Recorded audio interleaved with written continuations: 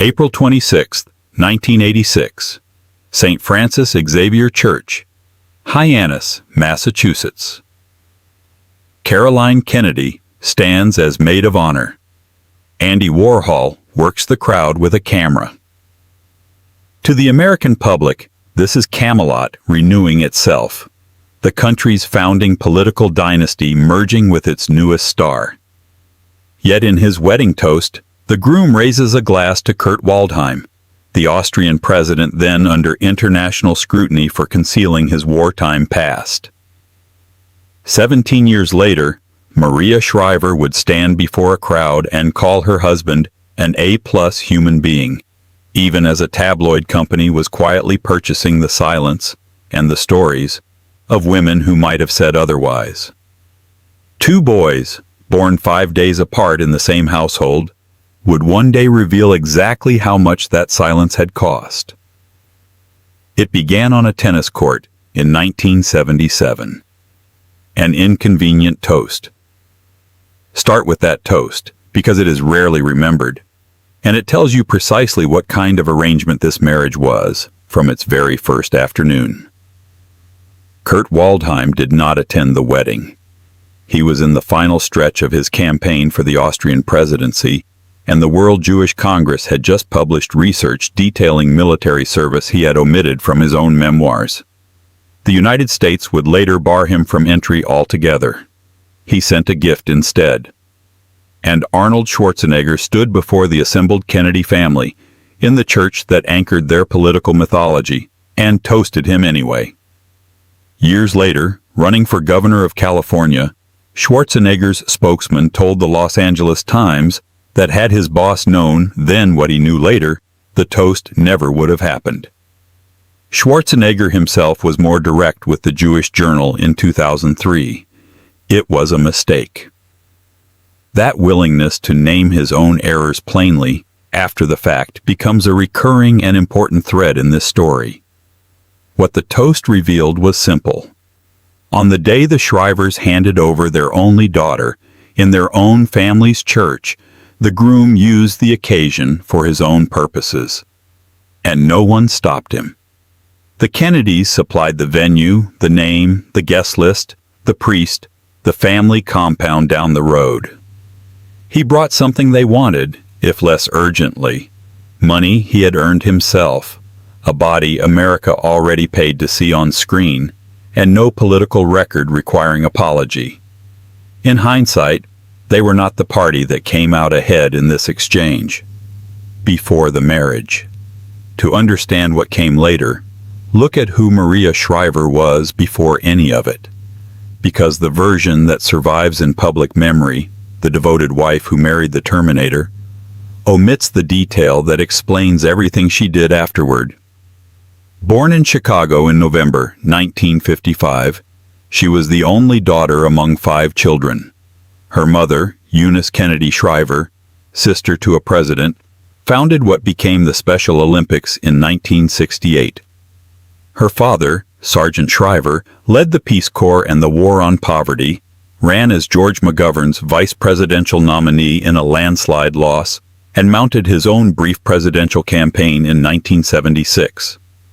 Maria grew up inside a household defined by both extraordinary public reverence and repeated public defeat.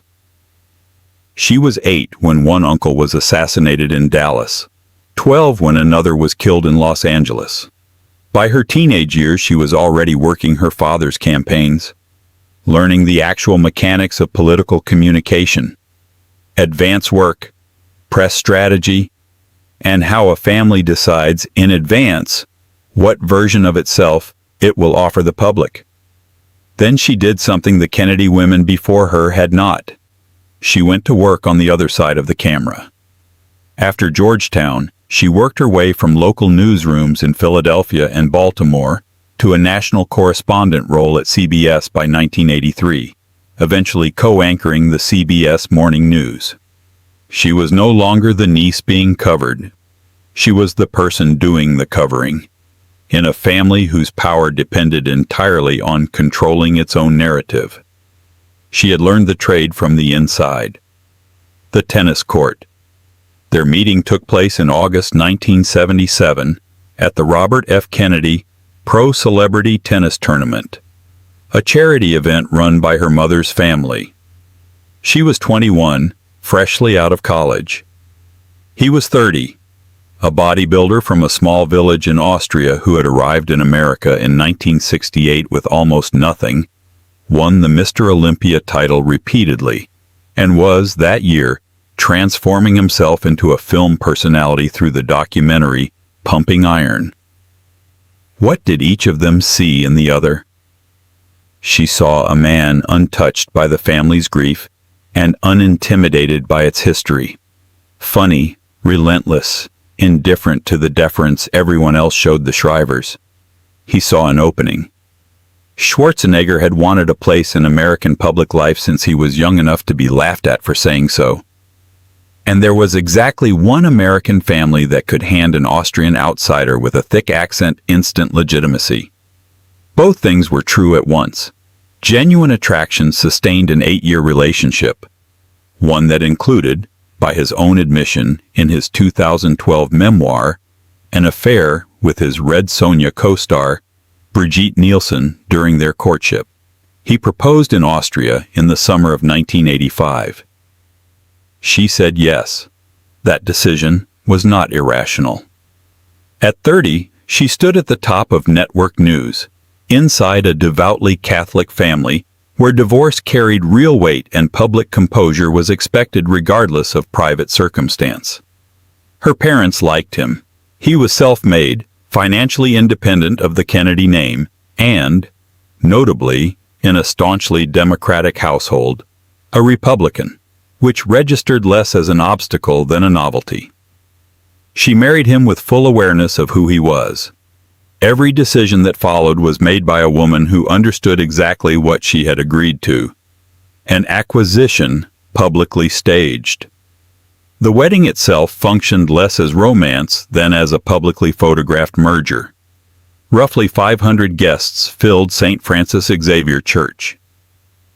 Caroline Kennedy stood beside the bride. Franco Columbu, Schwarzenegger's longtime training partner, stood beside the groom. Oprah Winfrey, then a rising Chicago talk show host, read Elizabeth Barrett Browning aloud. Andy Warhol photographed the day. Those images now reside permanently in the Warhol Photography Archive at Stanford. Warhol also gave the couple a portrait as a wedding gift. Consider the symbolism. The era's most prominent chronicler of American image-making was in the pews, documenting a family posing for posterity. Amid the helicopters and press pens, the Waldheim toast unfolded. An instance of the groom borrowing the Kennedy stage for an entirely separate purpose, one that would have troubled many guests had they grasped its significance in real time. The couple honeymooned briefly. Maria was already departing CBS for NBC that same year. Then the marriage relocated permanently to California, a shift that, more than any single infidelity, would prove decisive. Every structure that had once protected her, the compound, the brothers, the parents, the priests, the dense East Coast network that monitored Kennedy family conduct, was now 3,000 miles away. In California, she operated within his industry, his social circle, his household. 4 children arrived between 1989 and 1997. She kept working throughout, anchoring Sunday Today, then Dateline NBC, earning a Peabody Award in 1998, and co-anchoring NBC's Olympic coverage. From the outside, she embodied the woman who had it all. A household's hidden fact. In September 1997, Maria gave birth to her 4th child. 5 days later, on October 2nd, the family's longtime housekeeper gave birth to a son. For 13.5 years, almost no one outside a small circle understood the significance of that overlap. Both women had been pregnant simultaneously, under the same roof. The boys grew up in proximity to one another while the family continued to be photographed as the picture of successful blended American life. Schwarzenegger has said he did not initially know the child was his. The child's mother has said the resemblance became apparent only as the boy grew older. Both accounts emerged only after the story became public, from parties with clear incentive to shape the narrative. What is not in dispute is the documentation, the birth certificate, the dates, the continued employment, confirming that this arrangement persisted for well over a decade while the child's mother remained on staff in the family home. Affair is too narrow a word for what this was. It was a functioning household, a payroll, a schedule, a physical arrangement of rooms, built around a fact the wife did not yet possess.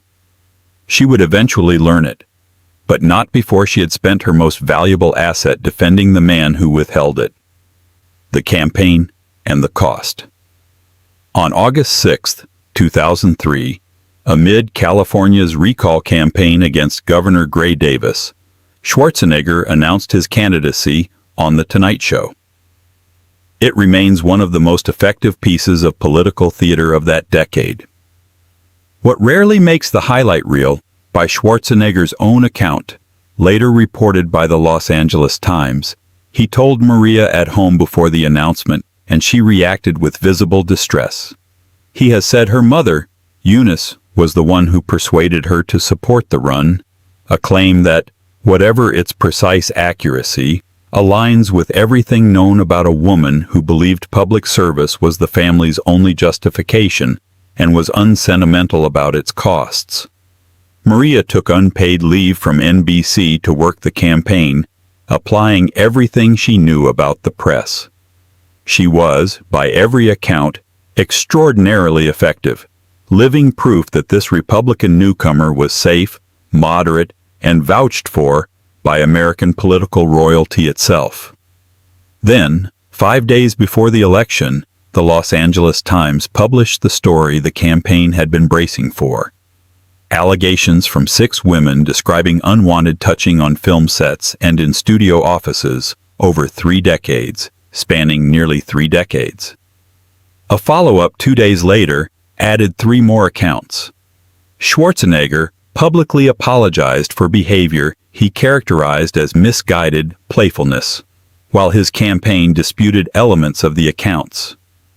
The next day, at a Newport Beach luncheon for the California Women's Leadership Association, Maria Shriver stood and defended him, calling him an A-plus human being and praising the courage of his apology. He won the election by roughly 1 million votes. What was happening behind the scenes? In April 2024, David Pecker, former publisher of the National Enquirer, testified under oath in an unrelated New York criminal trial that he had a prior arrangement with Schwarzenegger dating to 2002 and 2003, an agreement to alert the campaign to unflattering stories about women and, where possible, acquire the rights to them before publication. Pecker testified that dozens of women approached his company once the candidacy became public, and that hundreds of thousands of dollars were spent in the process. Contemporaneous reporting from 2005 confirmed elements of this arrangement, including a signed contract, dated 2 days after the Tonight Show announcement, offering payment to a woman for exclusive rights to her account of a relationship with Schwarzenegger. The same reporting revealed that Schwarzenegger had separately signed a lucrative deal to serve as an executive editor of fitness magazines published by the same media company, even as he sat as governor of a state that regulated supplement advertising. He ended that arrangement once it became public. Set the 2 images beside each other, a decorated journalist standing in a hotel ballroom vouching publicly for her husband's character, while a tabloid company operated under a standing arrangement to locate and neutralize the accounts of women who might contradict her. There is no evidence Maria Shriver knew.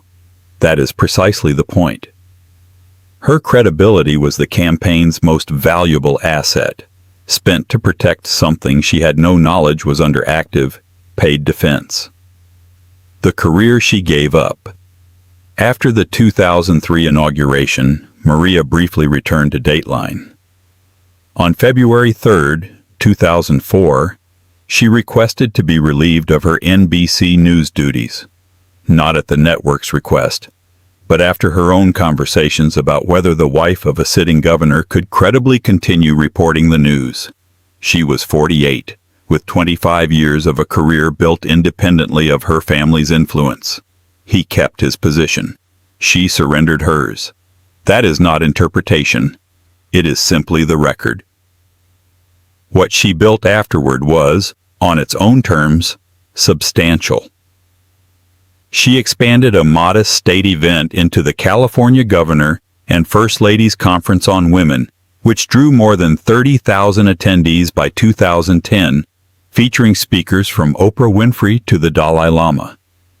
In 2004, she created the Minerva Awards, named for the goddess on California's state seal.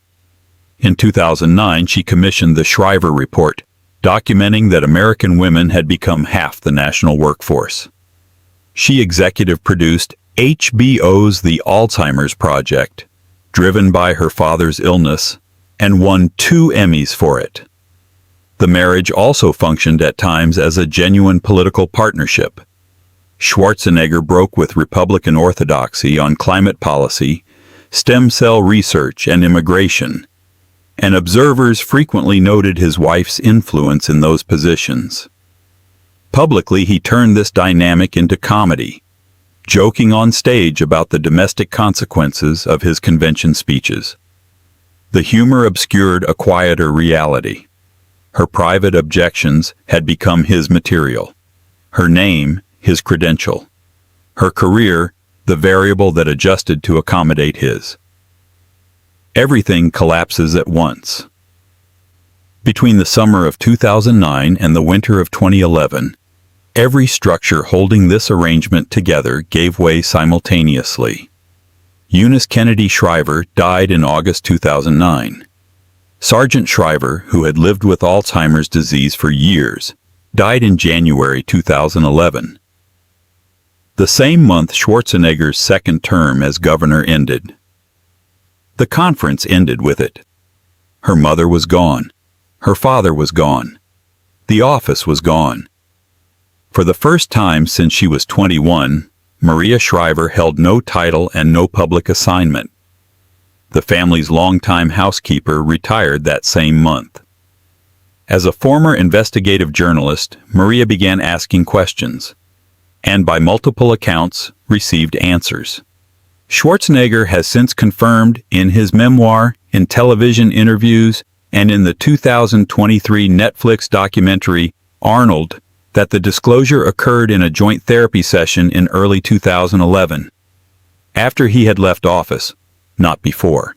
He has been consistent in acknowledging the timing was deliberate. In 2012, he called it the worst decision of his relationship with her. In later interviews, he dropped any qualification entirely, calling it simply wrong. The apology, however, arrived only after a governorship, 2 election victories, a surrendered career, and 13 years of a child growing up on the periphery of a family that included his half-siblings. Separation and a decade of silence. On May 9, 2011, the couple announced their separation in a joint statement. A week later, the reason became public. Schwarzenegger issued a statement accepting full responsibility. Reporters sought comment from Maria's representatives. None came. That silence marks the true turning point of this story, though it went largely unrecognized at the time. Having spent her career observing how the machinery of public scandal operates, and having watched generations of Kennedy women absorb humiliation without ever supplying a usable quote, she understood precisely what a single sharp sentence would become, the permanent caption beneath every future photograph of her. She filed for divorce on July 1, 2011, citing irreconcilable differences, without a listed separation date or supporting declaration. No leaks, no interviews, no book. Then, remarkably, the case went dormant for a decade. the docket essentially inactive from 2011 until 2021. With no prenuptial agreement in place and an estimated $400 million in shared assets, a private judge was appointed in November 2021, and the divorce was finalized that December, its terms sealed. Neither party sought spousal support or filed a contentious motion. A decade-long negotiation, conducted almost entirely outside public view, was, whatever else it reflected, the one condition she alone controlled: rebuilding on her own terms. While the public assumed she was simply recovering, Maria Shriver quietly rebuilt an independent career.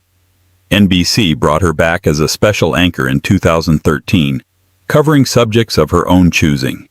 She expanded her Alzheimer's advocacy work into a partnership with the Cleveland Clinic, launched a newsletter that grew into a media company, and published a best-selling book in 2018. She has also spoken of a more personal search during this period, including time spent at a cloistered convent, where, in her account, a nun told her she was really seeking permission to leave her marriage and simply become herself. She began writing poetry. That collection, I Am Maria, was published in April 2025, the closest thing to a memoir she has released, and it contains perhaps the most revealing line in this entire account: that although much has been written about the end of her marriage, she does not feel she needs or wants to discuss it there or anywhere. There it is. 4 decades after the wedding, a woman who learned press strategy in her father's campaign offices published a book about her own life, and declined, deliberately, to narrate the one chapter the public most wanted. Instead, she described the aftermath: a marriage that, in her words, broke her heart and broke her spirit. She wrote of sitting on a hotel room floor in the dark, terrified, and telling herself it did not have to be the end of her. She described the mistake of tying her self-worth to achievement, and of believing anyone outside herself could guarantee her safety. She offered the public her grief and withheld the evidence, not passivity, but editorial control, exercised by someone who had spent her entire adult life around people who understood that a story belongs to whoever decides what it contains. What the marriage actually was. This was not a fraud. The couple spent 25 years together and raised 4 children who, by every visible account, remain close to both parents. They appeared together as recently as 2020. Schwarzenegger remains publicly involved in the life of his 5th child, who has built his own career and speaks warmly of his mother. There is no version of this story in which Maria Shriver was simply a victim without agency. It was, more precisely, a merger that worked spectacularly for one party.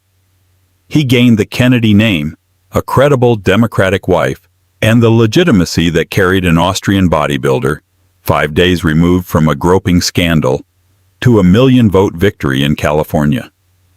She gained a husband she chose with open eyes, 4 children, 7 years of genuine political influence, and the loss of an independent career she had built entirely on her own before she ever met him.